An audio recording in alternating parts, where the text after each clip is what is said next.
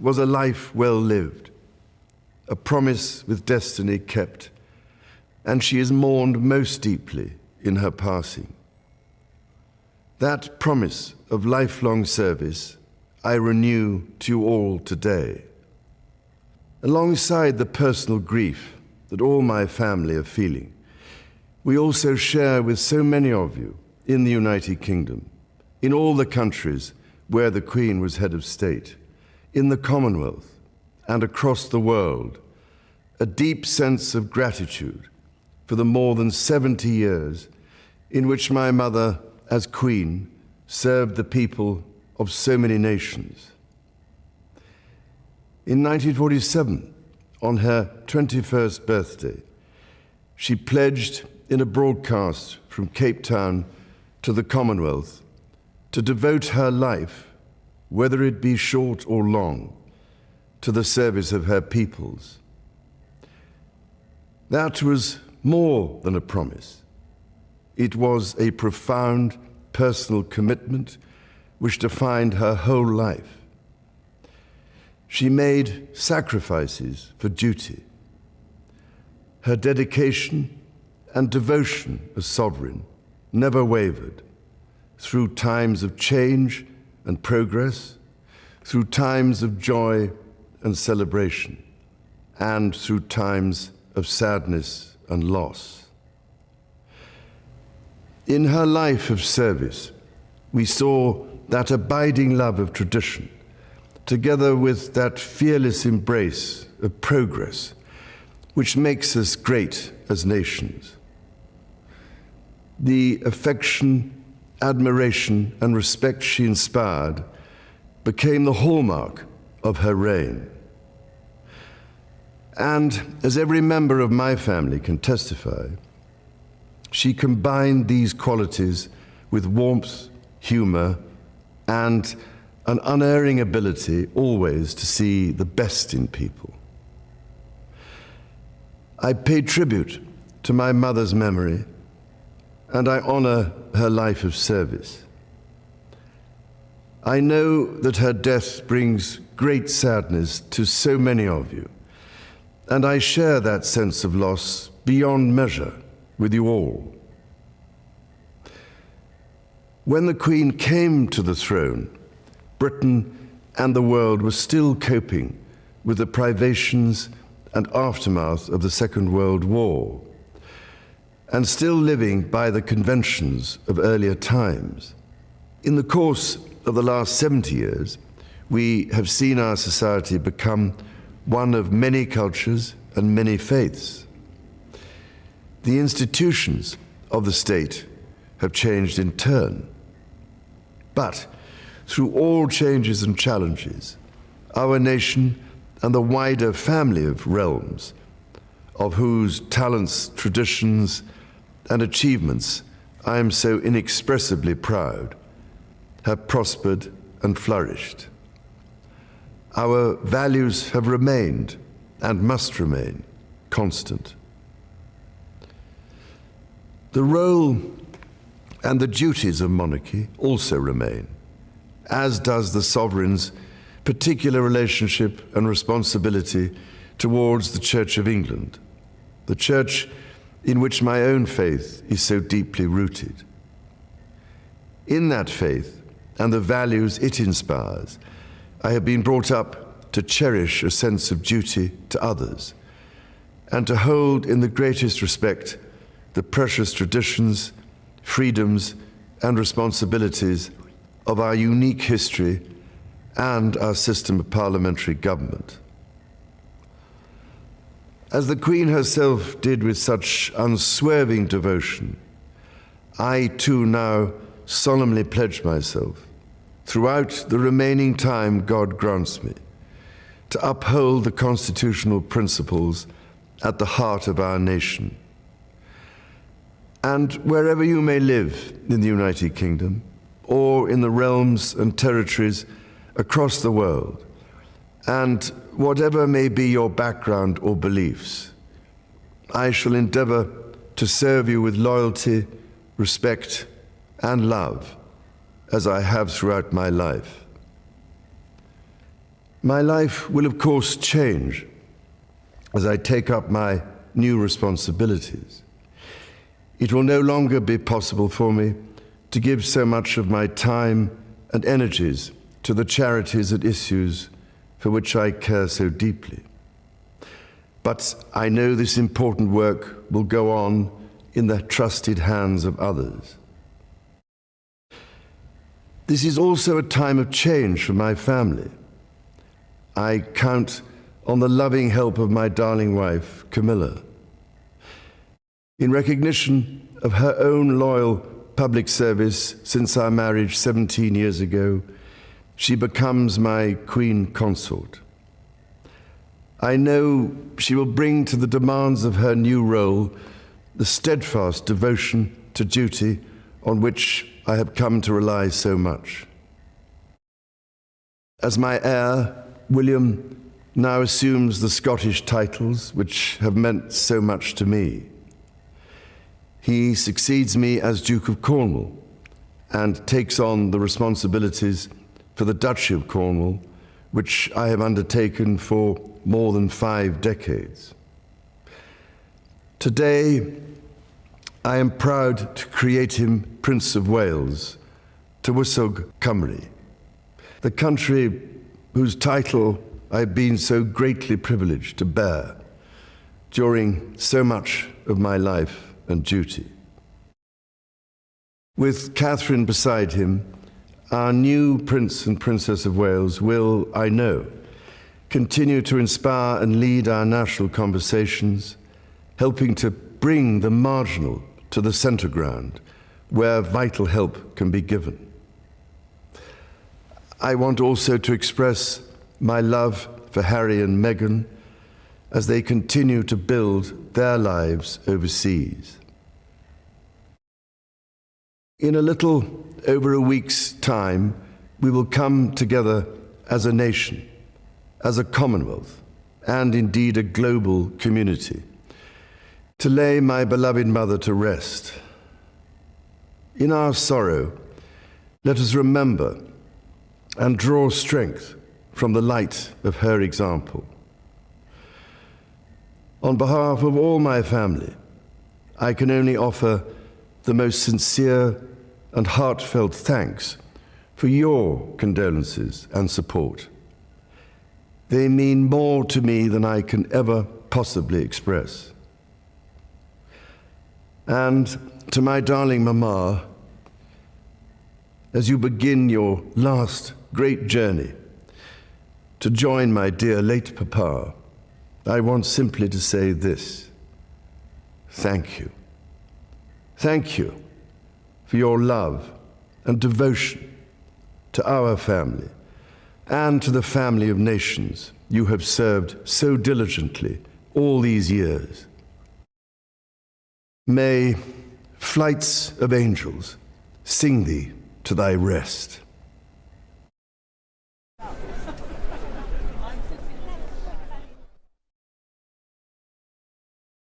Charles III, with that address to the nation.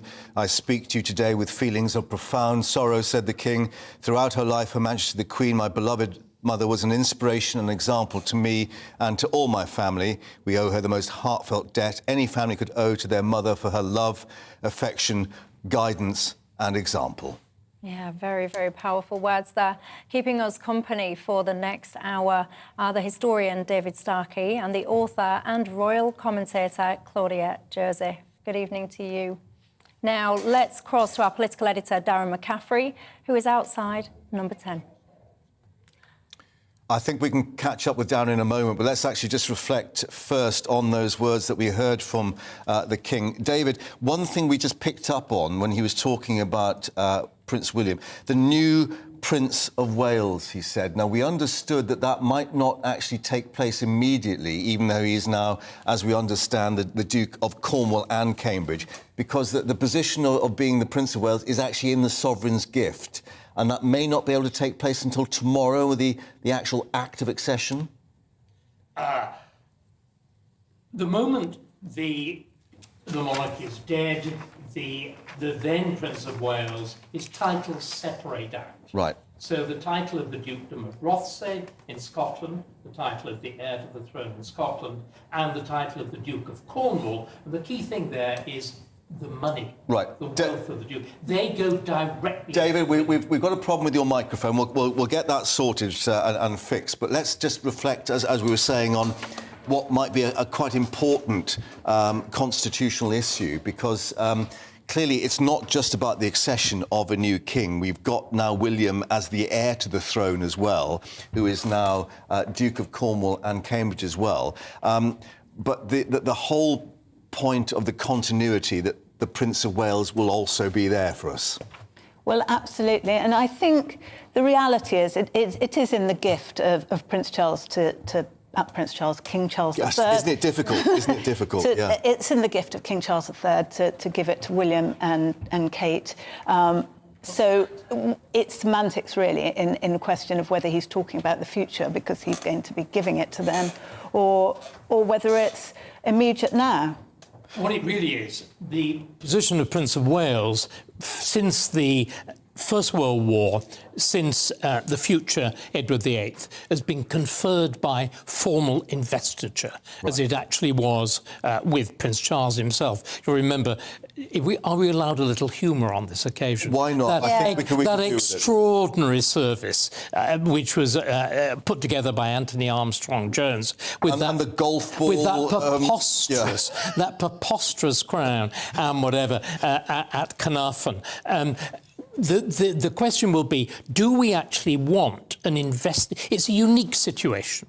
That's to say that we've got an old king and a fully adult heir who has not been created Prince of Wales. It's a novel situation. In other words, what we could be confronting is both a coronation and an investiture. Now, I imagine if I were Welsh, I would quite want my investiture too. But there may be at Carnarvon again? At Carnarvon, one imagines. Yeah. But equally, it could be done anywhere. Historically, the investiture at Carnarvon is an invention of that great figure of, how can I say, Boris Johnson-like competence and immorality, David Lloyd George, who invents this thing to appeal... The old Welsh goat. The old Welsh goat, as opposed to the London goat. That it's invented to appeal to the newly conscious nationhood of Wales, because this again is something that is going to be very striking over the next few days, and King Charles did not actually refer to it. He will be touring the constituent nations, because of course, thanks to the activities of the new Labour government, they all have separate representative assemblies, and he will be meeting each one of them. As well, just to remind you all that whilst we're here talking tonight, it's very important to us to involve you in this conversation as well. So we'd love to hear any stories that you've got in terms of, have you met the Queen? Did you meet the Queen? Tell us your stories. GBViews at GBNews, of course, is the email address. Claudia, watching our new king, I mean, it does still feel very peculiar saying that, but watching there our new king, one of the things that Charles was saying is that his life will change, and it will change vastly. And it's easy for us to sit here and we're talking about the monarch, the king, the queen, but actually, he's just lost his mum, gained a kingdom. Or Mama, as you just called her. That's a very personal sort of tribute, yeah. And he only lost his father a year or so ago. So, I mean, Papa. Get it right, Papa. Yeah. Well, I said his father, not my father. But anyway, a year ago. So he's been effectively orphaned in about 16 months, which he really hasn't had much time to grieve. Even at the age of 73, clearly it's a really difficult time for what people have said is a sensitive soul. He's very sensitive, I think, and well, we all know. I mean, he talks constantly about feelings and talking to plants and all sorts of things. And I think he's a very caring man. And I think we saw earlier when he was greeting the crowds outside Buckingham Palace, he almost looked as if he was crying. It's you know, and it was very moving when Camilla and he walked along looking at the flowers. And he looked, I mean, he looked quite elderly as well. He looked fairly lost. And suddenly he's got to take on the mantle of his mother. Which is it's just a huge, huge weight. And to have to do all of this, literally within hours of losing your mother, I mean, the sense of professionalism, the sense of duty, it is quite astonishing. And, I will be completely honest. If you'd asked me a week or so ago, Michelle, are you a big royalist? I probably would have said, not really to that. But, for so many people, the death of our Queen, it's moved people immensely. People that actually wouldn't have expected to have felt upset and shocked to the way that they have been getting in touch today. I certainly feel that as well. I went over to Buckingham Palace and the mood there was incredible. No, that's an interesting shot there, isn't it, as they head through the gateway. David, we saw this royal walkabout literally as they arrived at the gates of Buckingham Palace, meeting members of the public, which is significant in itself. But just listening to what he said at the end of the speech, where he said, as the Queen herself did with such unswerving devotion, I too now solemnly pledge myself throughout the remaining time God grants me to uphold the constitutional principles at the heart of our nation. This whole issue of the continuity. Yes, and what he was also doing there, I think, is saying, he uttered the other word there, parliamentary. He said, I am going to behave with complete constitutional propriety. He made another point, my charities are no longer mine. I cannot run them.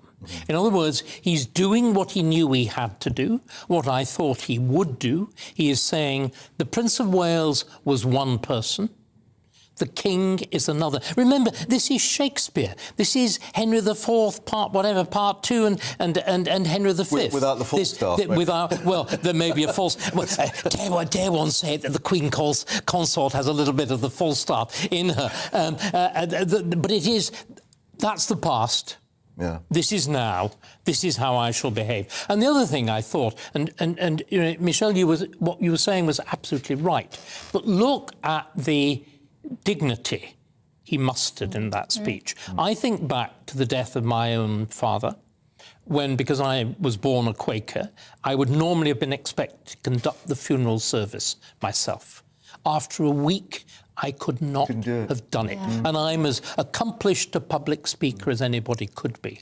For him to do that, to steal, as you were saying, somebody who is so emotional, to steel himself to do that, to have written it, it is clearly him, to have written it, to have delivered it, to have held the television camera in the way that he did, was remarkable. And I think it is, and again, we should really be registering this. That is the first statement of the King to the nation. Yeah. And what he's doing, he is signalling, I am changed. I know I have to change. I will change.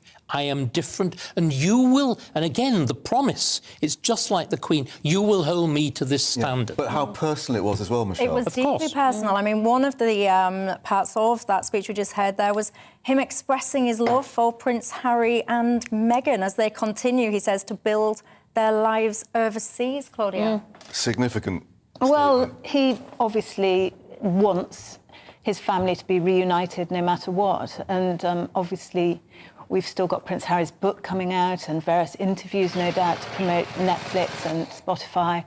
But I think that Prince Charles has always been incredibly sad that his son has, and daughter-in-law are saying cruel things about him from the other side of the ocean, and there's little he can do. And maybe the hope that this will actually be a moment of reconciliation. I mean, we still don't know if Prince Harry will stay in the UK for the funeral, the state funeral, but one imagines that there'll be tremendous pressure on him to be part of the family. Oh, I would be very surprised if he didn't attend the funeral. It would look terrible if he wasn't there for his grandmother's funeral. He came over for Prince Philip's funeral. Yeah. And of course, he didn't get to Balmoral in time to be with her before she'd passed away. Well, the timings are very interesting. No, he didn't. I'm not sure any of them did. Well, we understand the Princess Royal, Princess and Prince Charles were there because they actually were on the estate already. William and Andrew and Edward didn't make it, I don't think, which probably explains all their very grim expressions going in. I did think it was interesting that Harry, as you say, turned up late, turned up last, alone, and then was the first to leave this morning at 8:30. I thought that was quite surprising. Can I just say, I don't think we should be speculating at this moment. I think that there is a kind of, and I'm not normally one to say there's a duty of silence, but I think there is, at this moment, a duty of silence. That you looked at Harry's face, and you saw a man who is torn between his past and his present. And I think he should be left to resolve that alone. Yeah, and we think maybe he is back at Frogmore Cottage in Windsor as we speak. And but again, Michelle, it's what you were saying. But this is the essence of what monarchy is. It is this profoundly personal thing, but it's the personal translated onto a higher platform. It's when the personal becomes public. Of course, the personal becomes public in celebrity, but this is the other way around. And the point I was trying to make earlier on as well, I think that there are so many people who are surprised at how they feel. So many people... you know, because of course, you know, the Queen was 96. That is, you know, a good age. A good age. Yeah, you're expecting. Yeah. But I think that so many people do feel shocked at how upset, and I'm one of them. I was in tears. I don't mind admitting that. I was in tears last night. I was. Yeah, but you've been down at Buckingham Palace earlier. Yes, I woke up this morning, and for some reason, and again, this isn't normally me. I don't want to do these outpourings of grief, but I felt drawn to Buckingham Palace, so I did. I went over there this morning, and I was just talking to people, and in the end, I ended up asking a camera to come and join me because I was meeting such interesting people with great stories to tell. Let's have a listen to some of them. She's the one constant in my life, and I can't believe how much I felt. I can't believe it. Last night didn't affect me, but today, it's so profound. She was the one thing, without politics, everyone sort of stood behind. Really, she stood at the head of the nation. She was the figurehead. I felt like she was someone, even though I never knew her, she was someone who was incredibly close to me, and she was someone who I always relied on. And I loved her as a leader, and I'm grieved that she's gone, but she served her time, and she can be with Philip now. This is so sad for all countries, not only the people in London, all people around the world. We all love and respect the Queen so much. And we are sad, but we are so fortunate that we are here on this moment and we can celebrate the life of the Queen. You know, this is our roots. This is our roots, and to be here at this time is it's sad, but also it allows us to pay our respects. And my brother was a service person. I'm an ex-service person, and we took the oath. I think it's respect and duty when she was here to serve the Queen, and in passing, you know, she was an incredible woman, and I just had to come. Well, she was a very nice, lovely lady. Oh, yes, Charlotte, yes, she was. So many young people there. Well, what I found absolutely fascinating, because I just went on my own before I started work, and just the breadth of people. You had people that had taken their very newborn babies. You had young children, like we just seen then. That little girl was telling me that she'd had an assembly just about the Queen, not a couple of days prior.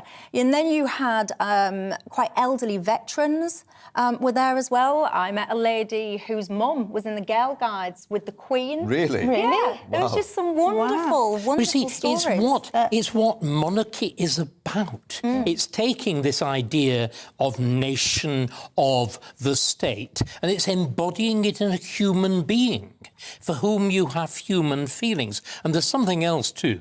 Buckingham Palace, that extraordinary roundabout in front of it, is deliberately constructed so that there is a meeting between the monarch and people. Now, that meeting's got much more informal. It's originally devised, the monarch is up there, and then a little bit Hitler-like, the crowd is down there. But what we've seen since Diana is that increasing proximity. But in a sense, it's also only going backwards. If you go back to the first Queen Elizabeth, with her coronation procession. It was exactly the same. There were these detailed interchanges between the Queen and the people. And you know what? There were people like you there. They obviously didn't have a telephone in 1558, but what they had a notebook. And so you have a chap who is streaming tears. He's probably crying because the Queen's actually not a Catholic. The Queen immediately, oh, he's clearly cleaning, tears of joy. Everybody busily scribbles it down.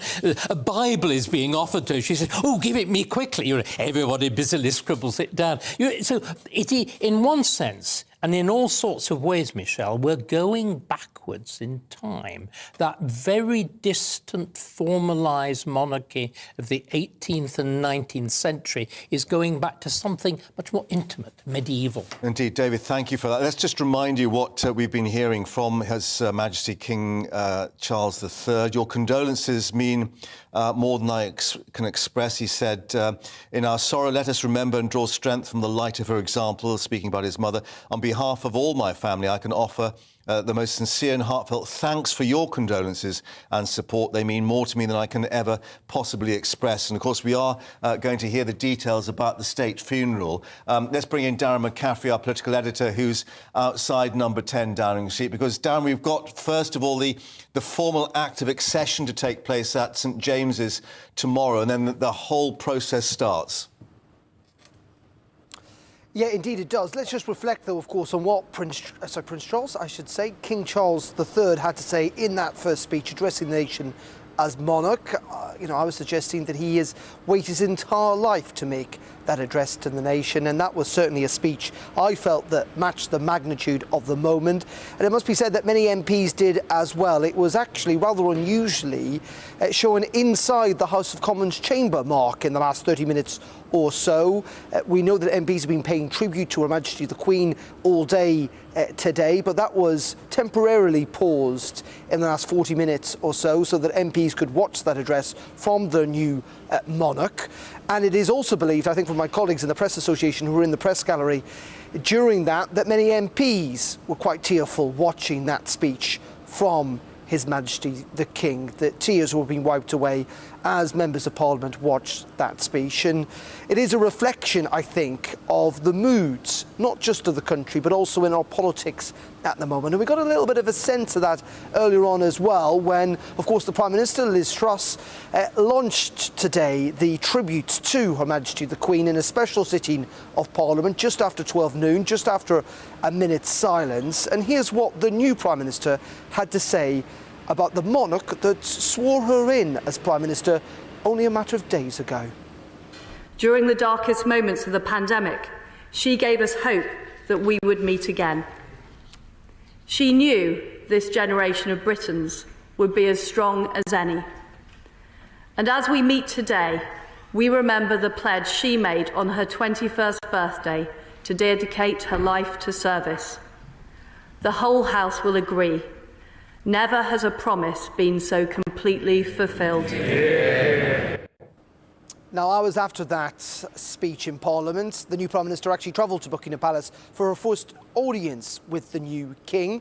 It is a regular weekly occurrence, isn't it, between the Prime Minister and the monarch, in which they talk about the constitutional affairs of state. It is a very private meeting. We have no idea what is said between a Prime Minister and a monarch, is something that Theresa May alluded to in her speech. She said it was the only one time, Mark, that she could be guaranteed that that meeting wouldn't be leaked to the press. And it is interesting, that relationship between Prime Ministers and the monarch. And again, we got a sense of that today from the former Prime Minister Boris Johnson, who'd only stood down earlier on this week, who was also in the Commons to pay tribute to Her Majesty. And as we look back at that vast arc of service, its sheer duration is almost impossible to take in. She was the last living person in British public life to have served in uniform in the Second World War.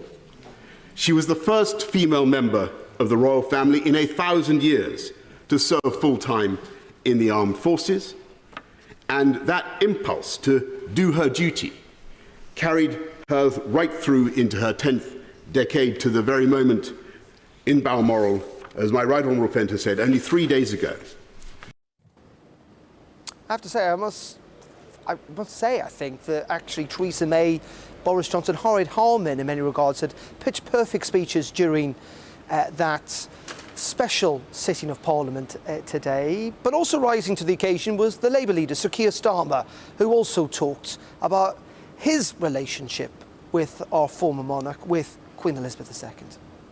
For the 70 glorious years of her reign, our Queen was at the heart of this nation's life. She did not simply reign over us. She lived alongside us.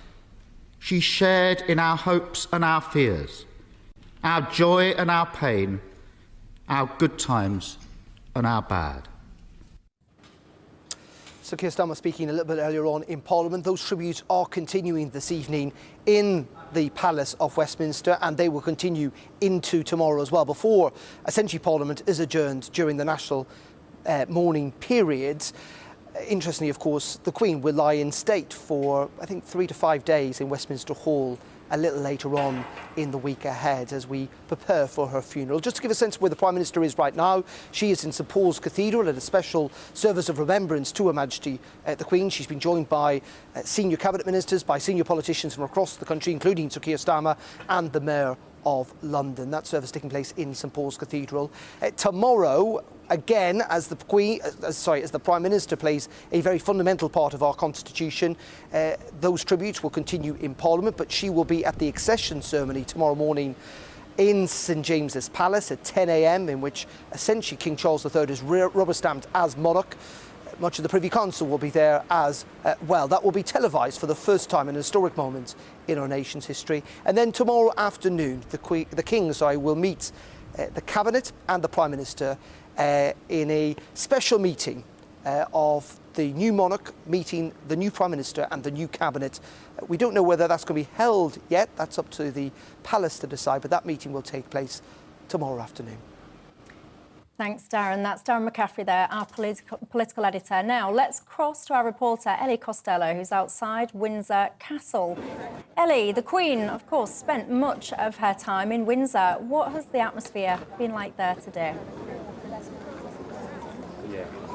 Well, Michelle, it's been really sad and really heavy throughout today. As you say, this is such a significant place to be after the passing of Queen Elizabeth II. She first came here in World War II as a child evacuee and lived here for several months with her sister. She actually broadcast on the radio from Windsor Castle to other child evacuees, telling them that everything was going to be okay. And in recent years, we've seen her choose to come back to Windsor Castle to live.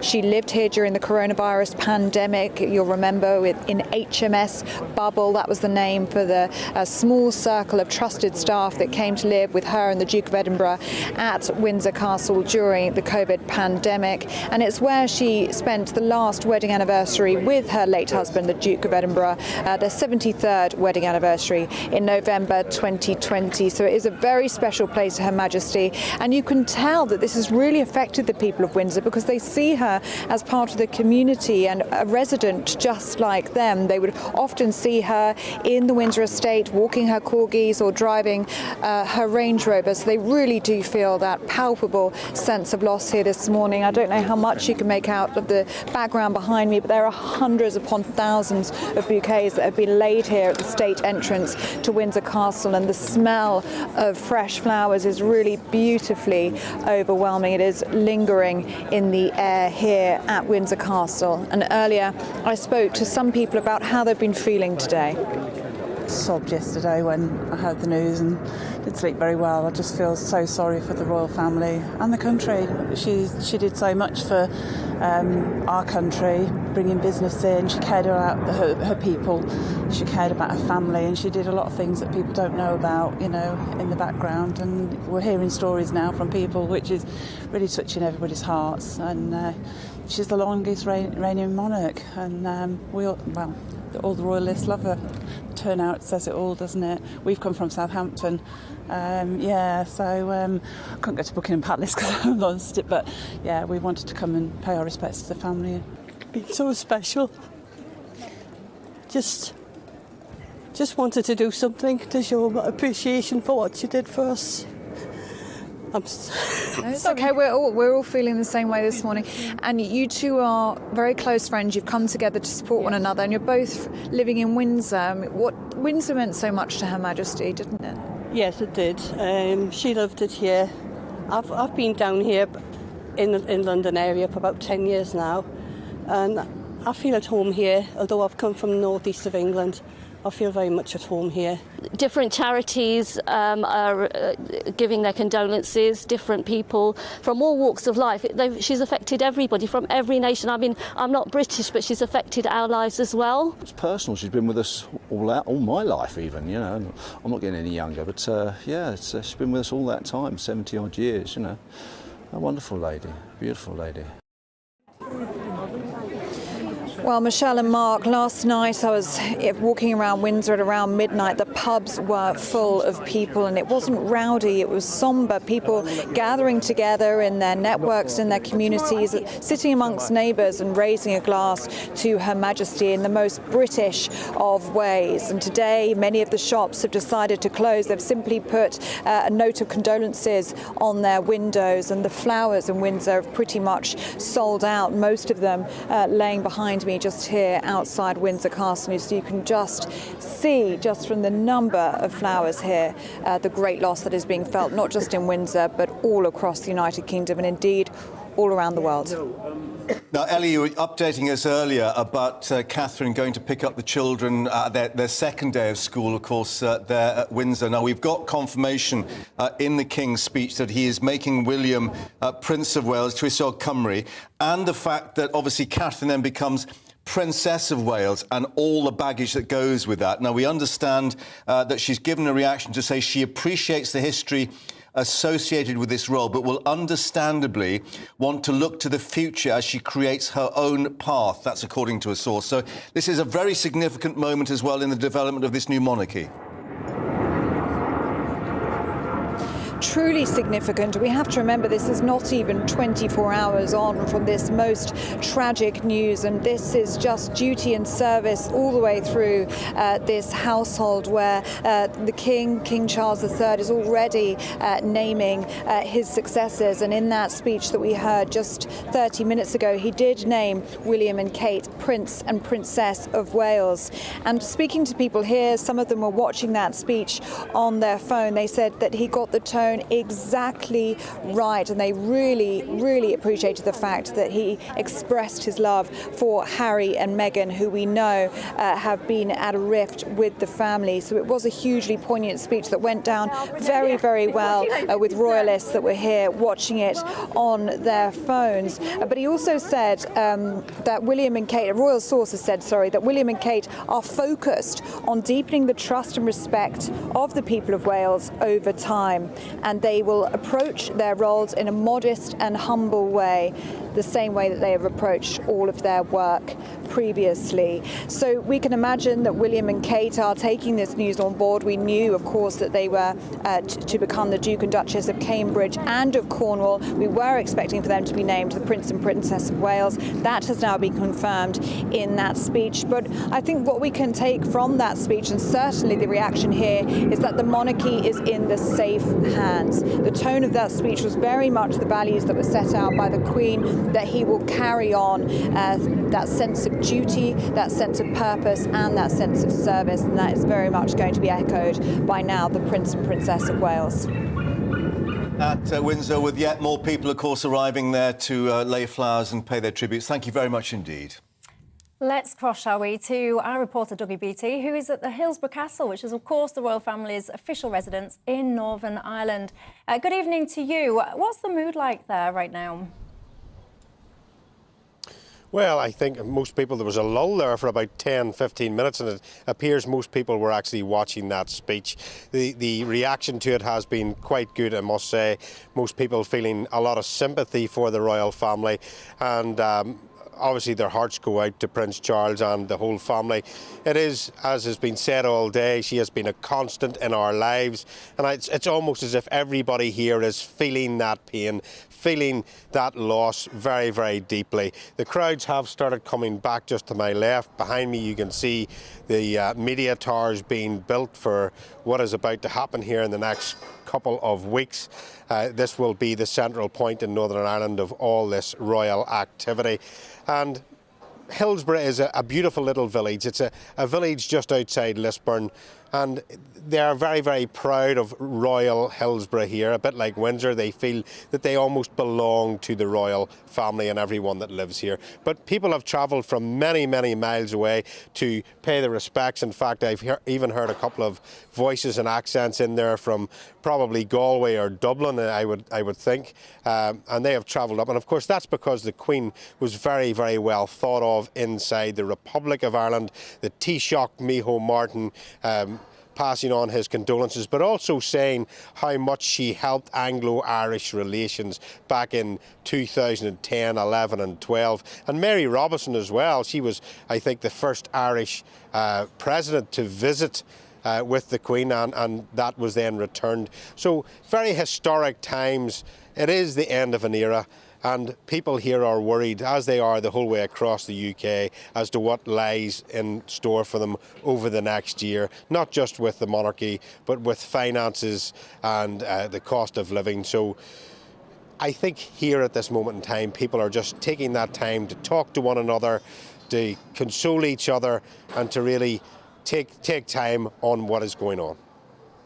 Doogie, thank you very much indeed for updating us there at Hillsborough. But let's reflect here in the studio now with David Starkey and also royal commentator Claudia Joseph on this confirmation, it now seems, David, that we have a new Prince and Princess of Wales, and indeed reaction already from the Princess of Wales' spokesman, appreciating the history associated with this role, but will understandably want to look to the future as she creates her own path, given, of course, the whole history about the former Princess of Wales.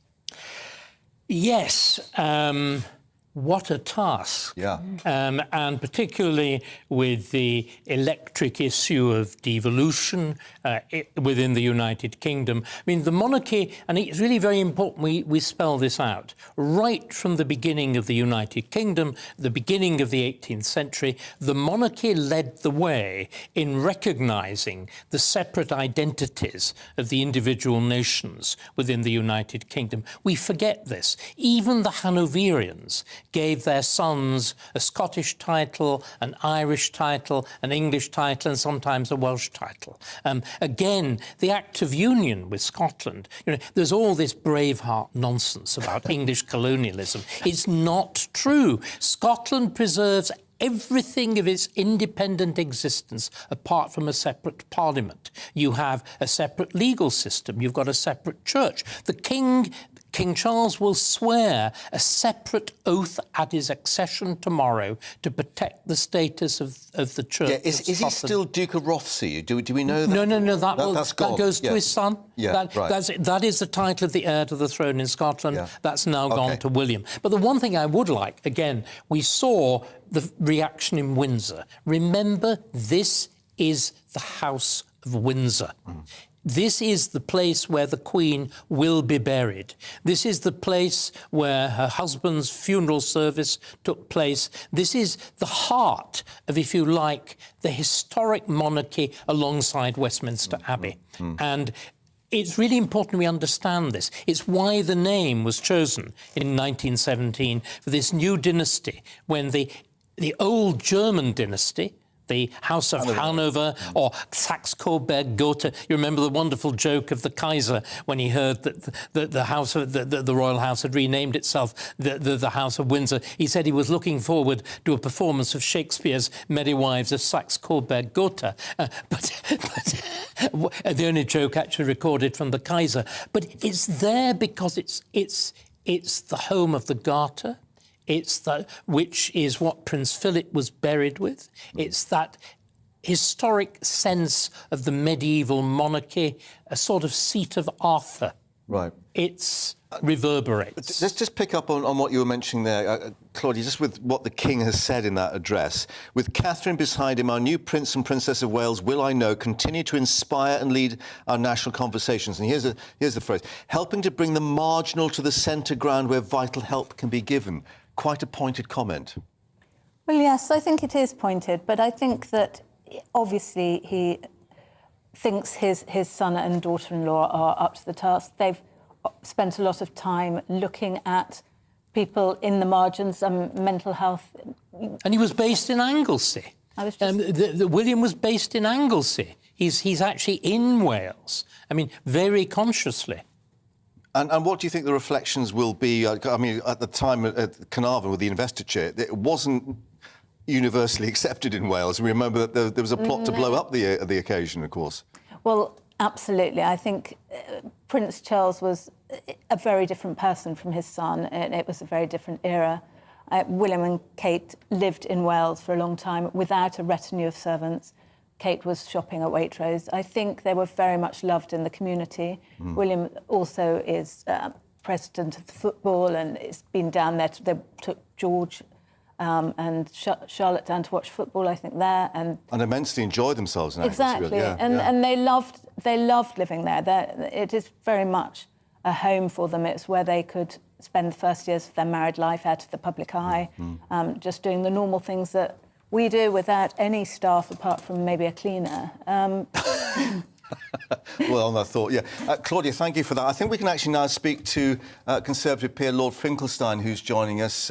Lord Finkelstein, thank you very much indeed for joining us. What was your reaction to what you heard there from our new King, His Majesty King Charles III? Well, what a wonderful speech it was. I've heard him speak a couple of times in person, once at the Chief Rabbi's retirement party, where he joked that he'd actually not started the job in which was his life's duty to fulfil, and another on an occasion at the at Buckingham Palace, where he'd invited Britain's Jewish community and spoke really superbly well. I think he's naturally a very good speaker, and he certainly proved it on that occasion. And it was necessary that he should do so. I think, all the questions that have been asked over many years about whether, when the Queen finally did die, he would be ready to take over, seem to have disappeared, and I'm very grateful for that. Yeah, Lord Finkelstein, one of the things that I found quite powerful today was something that you yourself actually tweeted, something that your own grandmother and I think yourself have said often, which is, while the Queen is safe in Buckingham Palace, we are safe in Hendon Central. Tell us about that. Yeah, well, my grandmother was born in Lvov, which is now Lviv in Ukraine, but it was Lvov in Poland when she was born there. And her husband, my father, when he was 10 years old, and my grandmother were all expelled from their home by the Soviets. They ended up being in Siberia and Kazakhstan, eventually fleeing with the Polish Free Army through Russia to Iran before coming to this country. And the Pledge of Allegiance that they made, and also my maternal grandfather made at the time to King George, meant a great deal to them. They associated the monarchy with their stability and freedom. I know some people say, because the British government has been so powerful in empire, that minorities, not that they wish to celebrate to celebrate the life of the monarchy. I think, on the contrary, certainly for my community, we've always seen it as a sign of stability and protection, and very grateful for it. And picking up on the comments when he announced the new Prince and Princess of Wales, these words as we were reflecting, I know he will continue to inspire and lead our national conversations, helping to bring the marginal to the centre ground where vital help can be given. Yes, well, look, I think just as the Queen had a very subtle view of how to combine as it were, conservative, traditionalist view of monarchy and protocol with gentle modernisation. So I think King Charles and Prince William will bring their own approach of a similar kind. And one of the things that they will stress is that the monarchy is for everybody, that it's not just for that it may be powerful, but it's not just for the powerful. And, certainly speaking as the child of someone who came to this country with nothing and had 6 weeks of secondary schooling at the Trans-Siberian Railway School, had nearly starved to death and came to this country with absolutely nothing.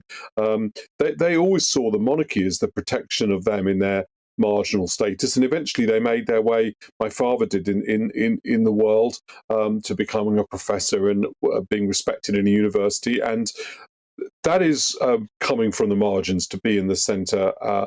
The promise that the King has now made to everyone. Wonderful insights there. Lord Finkelstein, thank you for your time. I mean, I just have to say as well, for time reasons, I don't have the ability to read out much of them, but an outpouring of love coming in on the inbox from you at home for both Queen Elizabeth II, of course, and new King as well. That's all we've got time for tonight. Claudia. Thank you for your reflections, Thank indeed. you, David, and the history lessons. Yes. Very useful. Very useful. much, yes, very much so. You make it sound as though I had a large cane. Yes. Oh, I wouldn't go that far. Many people enjoying your insights, I can tell you. Now, just under an hour ago, King Charles III, addressing the nation for the first time as our monarch, this is what he had to say to us.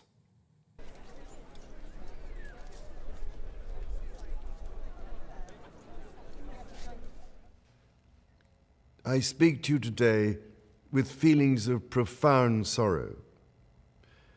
Throughout her life, Her Majesty the Queen, my beloved mother, was an inspiration, an example to me and to all my family. And we owe her the most heartfelt debt any family could owe to their mother, for her love, affection, guidance, understanding, and example. Queen Elizabeth was a life well lived, a promise with destiny kept, and she is mourned most deeply in her passing. That promise of lifelong service I renew to you all today. Alongside the personal grief that all my family are feeling, we also share with so many of you in the United Kingdom, in all the countries where the Queen was head of state, in the Commonwealth and across the world, a deep sense of gratitude for the more than 70 years in which my mother, as Queen, served the people of so many nations. In 1947, on her 21st birthday, she pledged in a broadcast from Cape Town to the Commonwealth to devote her life, whether it be short or long, to the service of her peoples. That was more than a promise. It was a profound personal commitment which defined her whole life. She made sacrifices for duty.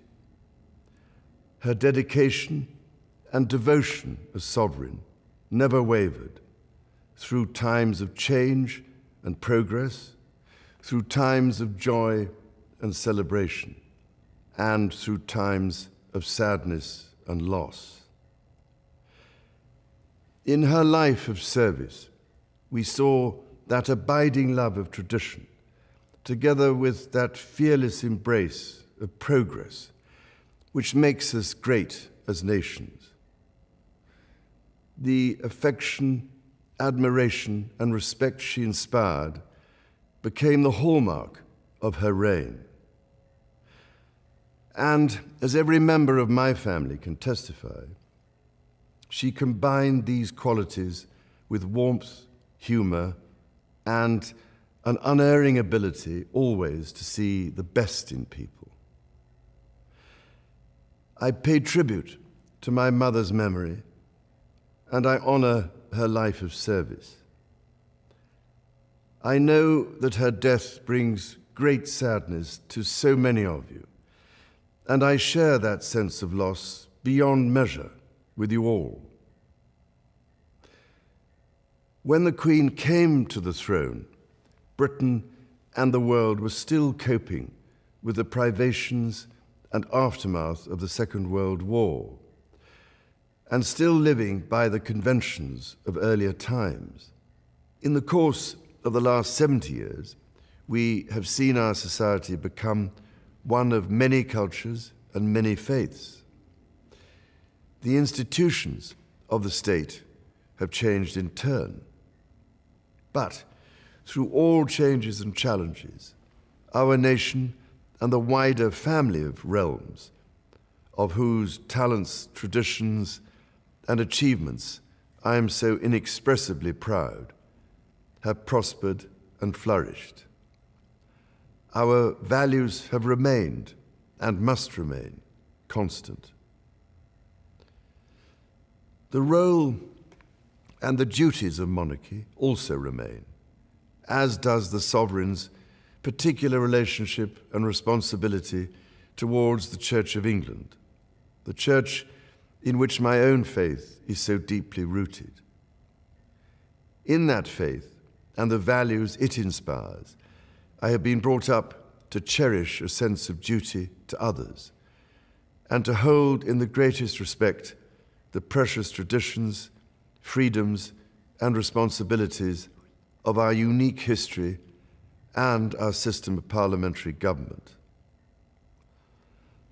As the Queen herself did with such unswerving devotion, I too now solemnly pledge myself, throughout the remaining time God grants me, to uphold the constitutional principles at the heart of our nation. And wherever you may live in the United Kingdom, or in the realms and territories across the world, and whatever may be your background or beliefs, I shall endeavor to serve you with loyalty, respect, and love, as I have throughout my life. My life will, of course, change as I take up my new responsibilities. It will no longer be possible for me to give so much of my time and energies to the charities and issues for which I care so deeply. But I know this important work will go on in the trusted hands of others.